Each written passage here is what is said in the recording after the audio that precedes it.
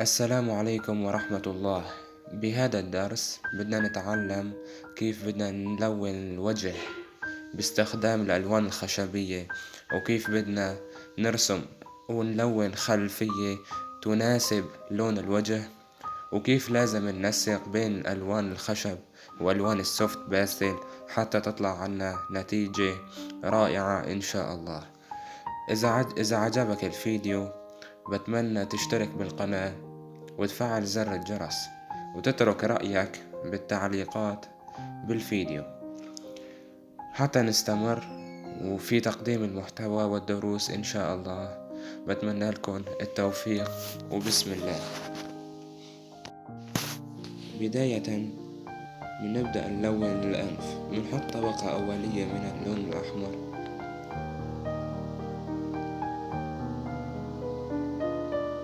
أنا عم برسم على ورق فبرياني بلون جملي. الطبقة الأولية بتكون من ألوان السوفت باستل. عم بستخدم أقلام سوفت باستل، وبحدد الحواف مكان الظل. نرسم من الداكن إلى الفاتح. استخدمت أصبع باستل لون لحمي فريش حتى أغطي وأجانس الألوان.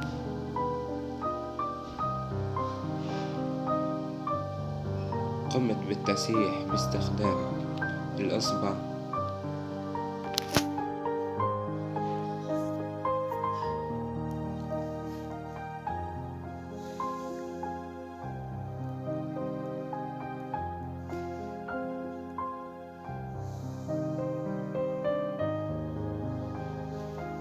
منحدد مكان الإضاءة باستخدام قلم أبيض باستل.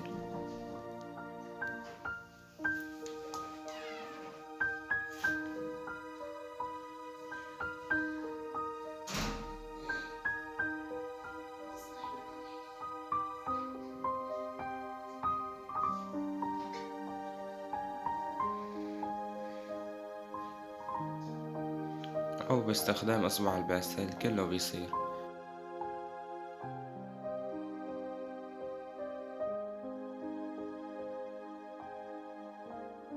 نستخدم قلم من الألوان الخشبية لحتى نرسم الظل في الأنف. طبعا هذا القلم بيعطينا تحكم. ليش؟ لأني بنحسن نبري مو مثل أقلام الباستل.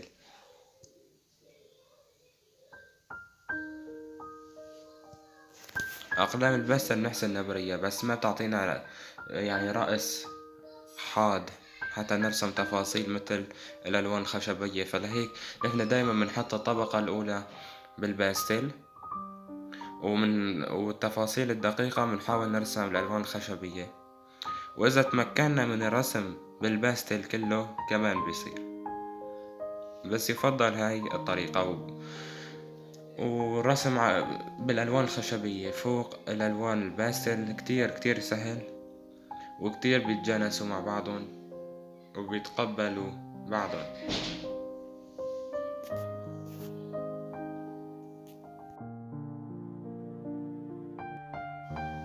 سرعت الفيديو شوي بس حتى يعني ما تملوا منا.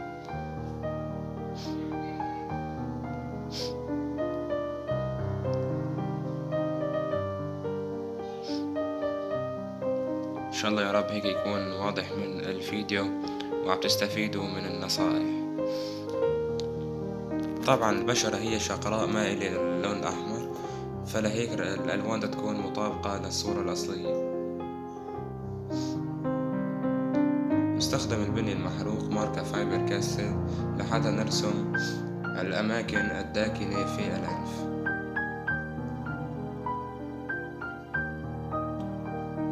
في شوية هيك برتقالي أورانج حطيناه. هلا بننتقل لرسم أسفل الأنف.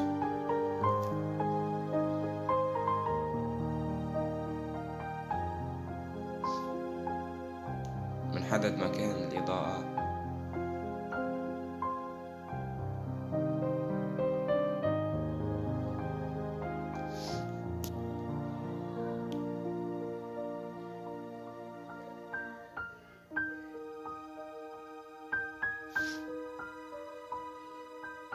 بهاي الطريقة.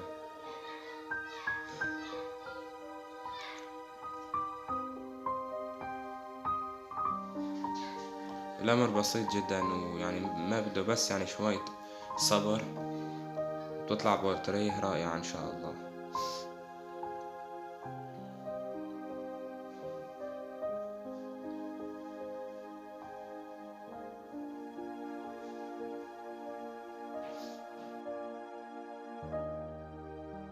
ننتقل إلى تلوين الفم. لازم نهتم بتلوين الفم ونراعي التفاصيل فيه لأنه بيعطي جمالية للوحة. استخدمت كطبقة أولية لون الأحمر من أصابع الباستيل، وحطيت معه شوية أصفر لأنه لون الفم مائل إلى البرتقالي شوي. طبعا بما أنه الأصبع ما بيفيدنا هون، فلهيك استخدمنا عود أدنين أو عود قطن، أو فينا نستخدم أداة تسييح مثل المدعكة، لأني المسافة ضيقة وما في مساحة عنا، فلهيك يعني عود الأدنين رائع لهالمكان هذا.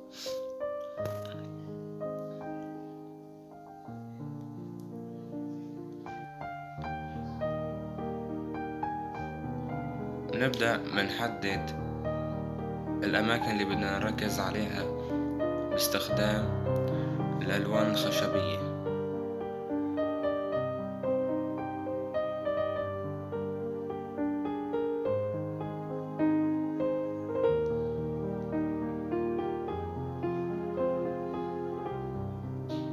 نرسم الإضاءة باستخدام القلم الباستل الأبيض. طبعا حلو بالباستل إنه بنحسن نحط اللون الأبيض فوق باقي الألوان. بما إنه لون الورق عندي جملي، لهيك لونت الأسنان باللون الأبيض.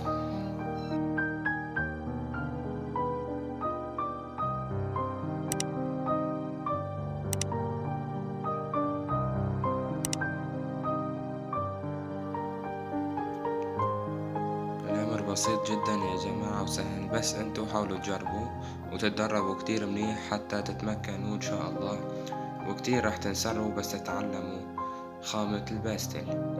نبدأ نحدد حواف الفم باستخدام قلم بني محروق.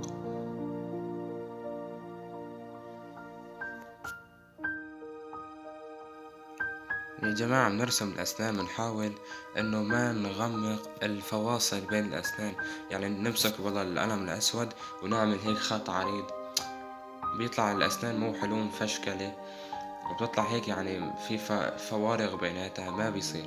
نرسم الأسنان بقلم أما فضي أو بني حسب الصورة وحسب اللون الموجود في الصورة، بيكون كاشف جدا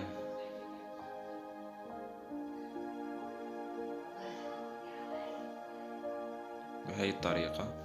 ومنراعي أيضا تظليل الأسنان، ما نعيثها بيضة لأن هذا شيء غير واقعي، فبنستخدم القلم الفضي لحتى نظلل الأماكن اللي لازم أو اللي واقع عليها الظل.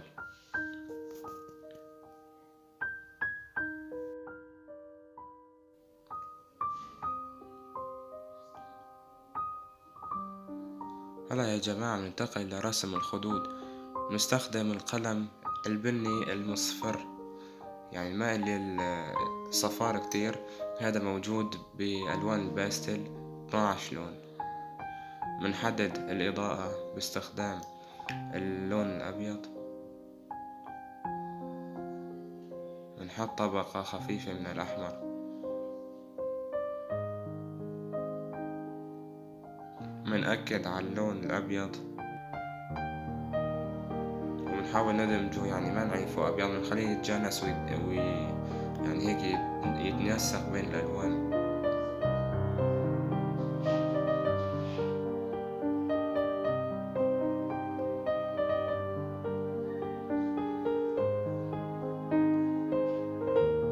طبعا بما انه الوجه مبتسم فلهيك يعني في ظل قوي بهالمنطقة هاي.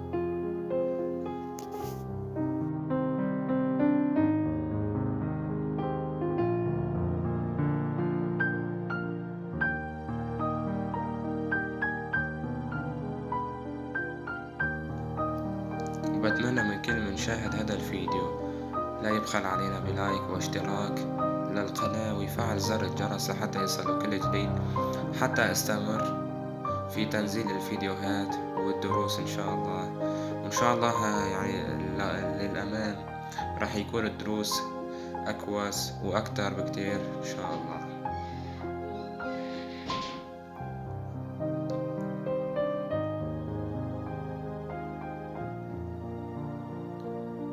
بنحدد الحافة.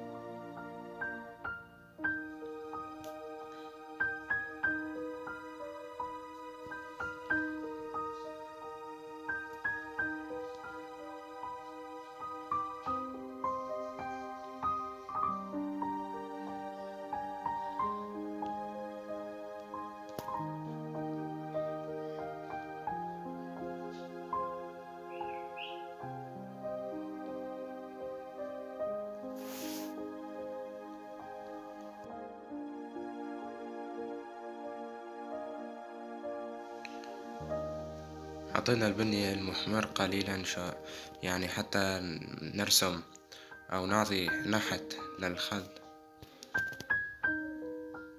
حطيت شوية أخضر لحتى أكسر من حدية اللون الأحمر، فأعطانا هذا اللون.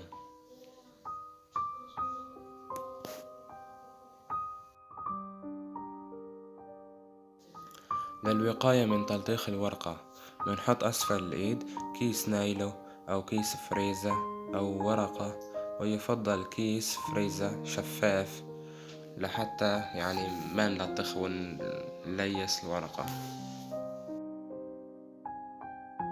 والله يا جماعة بننتقل لتلوين الجبين، وده يكون بنفس خطوات تلوين الخد، فلهيك راح أسرع الفيديو حتى ما نطول عليكم.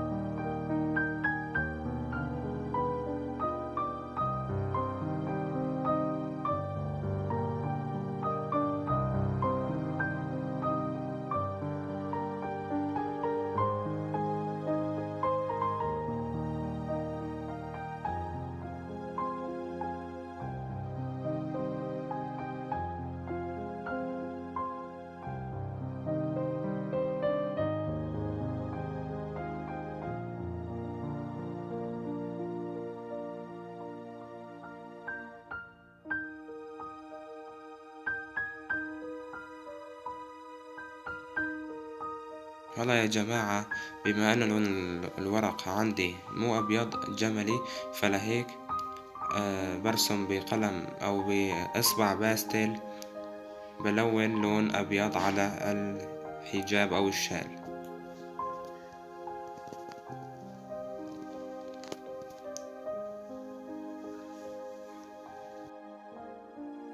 هلا باستخدام قلم فضي أو باستخدام لون أسود باستيل بنلون بشكل خفيف أماكن الظل على الإيشاب أو الحجاب.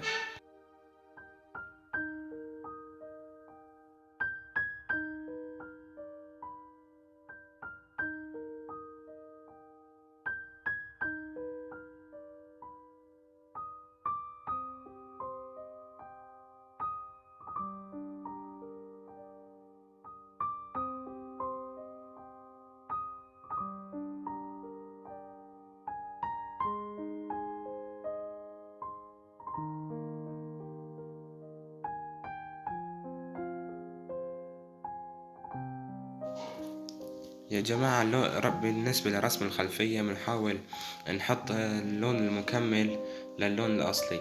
حبيت أعمل خلفية هيك فيروزية مثل اللون النيلي، كتير كتير بتعطينا حيوية للرسمة وتظهر ألوان الوجه. هاي الطريقة طبعا ألوان السوفت باستل بتختصر علينا وقت كتير كبير برسم الخلفيات. نقوم بالتسييح باستخدام إيدنا.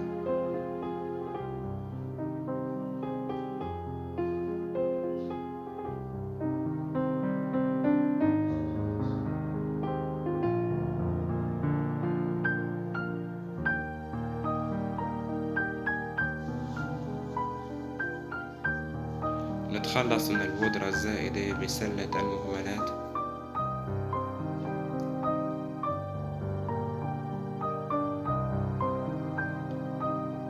طبعا بنحاول نحن نعمل ضربات بدون ما نسيح. هاي الضربات بتكون حلوة كتير حتى ننوع بالأساليب اللي بنستخدمها بالسوفت باستل.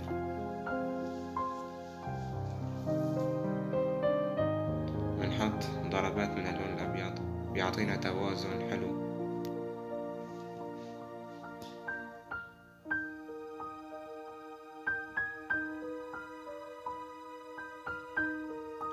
يا جماعة، وهذا كان الفيديو، إن شاء الله يا رب يكون عجبكم. إذا عجبكم لا تنسوا تضغطوا لايك وسبسكرايب للقناة لحتى نستمر في تقديم المحتوى إن شاء الله. تمنياتي لكم بالتوفيق والنجاح الدائم.